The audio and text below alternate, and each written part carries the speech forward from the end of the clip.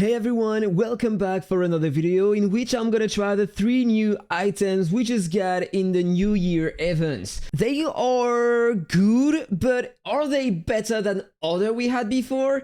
We are gonna discover that during that video. I made a lot of tests and I hope that it's gonna be useful for you guys. Let's start with the new artifact, the Countdown Blast.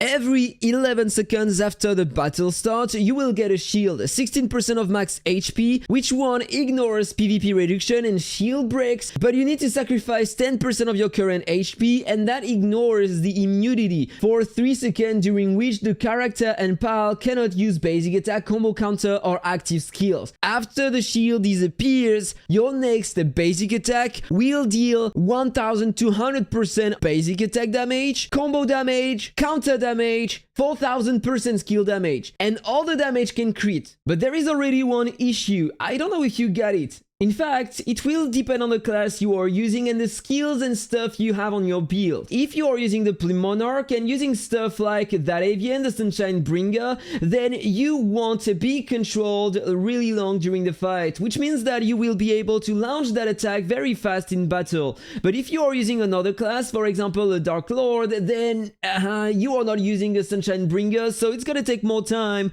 before getting out of the controls and being able to launch the effects of that heart.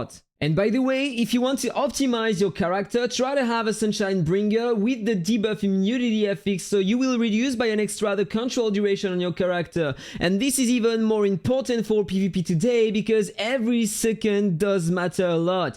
Example versus the cheat amount. By the way, in that example, I'm using the new artifact, so let's check the damage it does.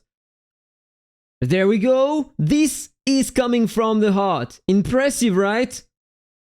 And now look at that, I died just before him. So every second does matter a lot. That time, I'm using the Bistro Bow instead of the new artifact, and you will see that this is not the same. I need more hits to kill the target, and so I am losing the fight. But that was a short fight. In that kind of situation, the new artifact will be way above the Bistro Bow all the time. It doesn't matter the class or whatever you are using, the Bistro Bow is always gonna be below the new artifact. So if you want to push arena, I mean crossover arena, if you want to deal with other monarchs or warriors with the same amount of power as yours, or maybe just a bit above, if you want to kill them if they are not tanky build, I mean, because this is gonna be way different, then this artifact is gonna be the best above the Bistro Bow. But in the other case, if you are trying to beat a tanky player, then what is gonna happen?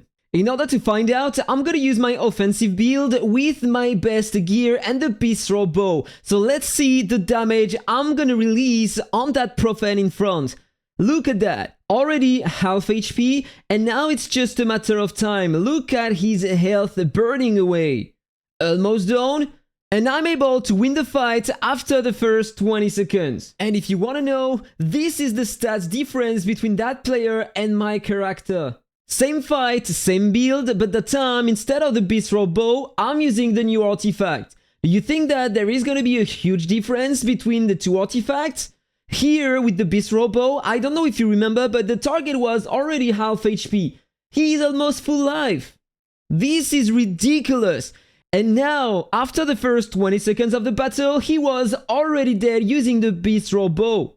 And instead, I'm dead, and he has still 70% HP remaining. If you want to understand, in fact it's simple. When you are using the Bistro Bow with a high attack speed, so on a Monarch, you are gonna cast multiple times the effect of the bow if you have a lot of crit rate on your character. And this is why on a tanky build in front, or when you are in PvE, you are gonna release crazy damage when you have that artifact instead of other ones.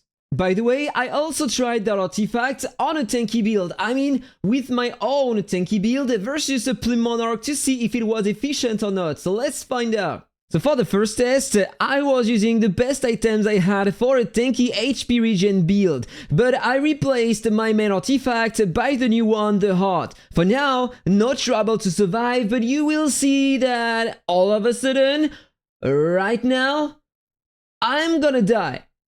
There we go, no actor anymore. So let's see directly the other fight when I'm using my main item. And I'm using the Pepe artifact because it's like an extra shield that is gonna save my ass during the fight. Let's check that. So this is where I started to take a lot of damage before with the other build, but here my Pepe is tanking everything for me, which means that I have time to recover my cooldowns, proc the damage immunity and the shields again on me, and there we go, look at that, he is just dying. I have another Pepe, and I can even survive when he has the effect of the cheat amount, and there we go, he is dead. So, to conclude on that artifact, the only way to use it is in PvP with a DPS build versus another DPS build. Don't try to use that on a tanky build or in PvE versus a boss, this will never work. Now, it's time to talk about that time machine. For the first 20 seconds after the battle starts, you will negate and store 40% of all the damage you take. And you will also get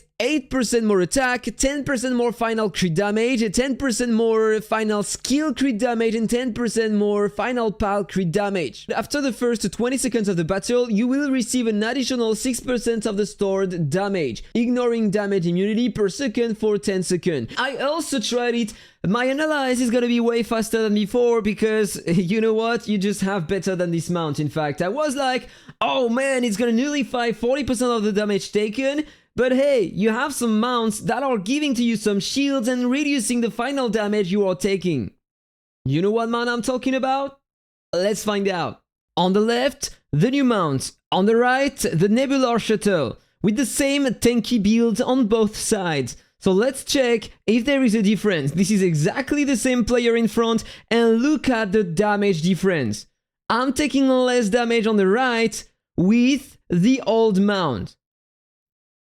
Am I gonna survive? Am I gonna kill the target? I'm almost dead on the left already with the new mount, because now remember that 20 seconds passed and I start to take some damage. I lost with the new mount and I won with the old one. But on that first test, I was using my tanky build, which means that I had already a lot of resistances, so the Nebular Shuttle was increasing my resistances by a lot.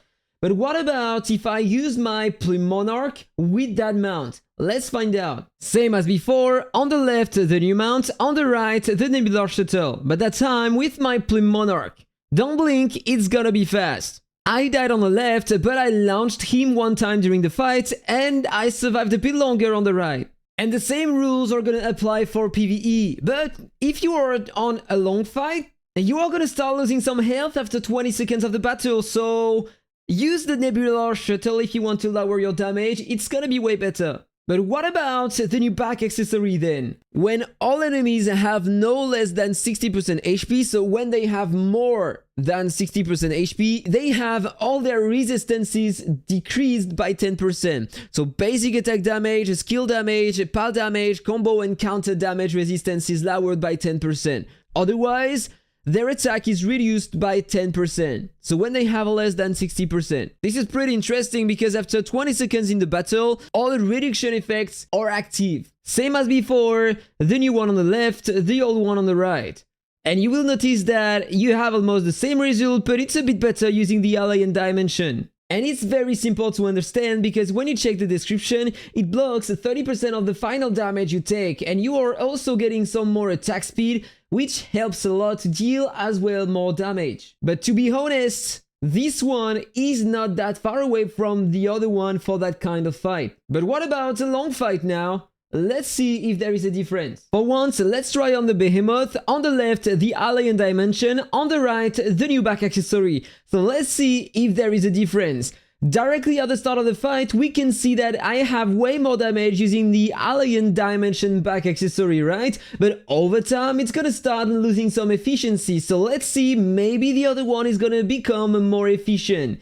For now, the Alien Dimension is still above the other one. But we still have a few seconds left. Almost done. A few seconds only.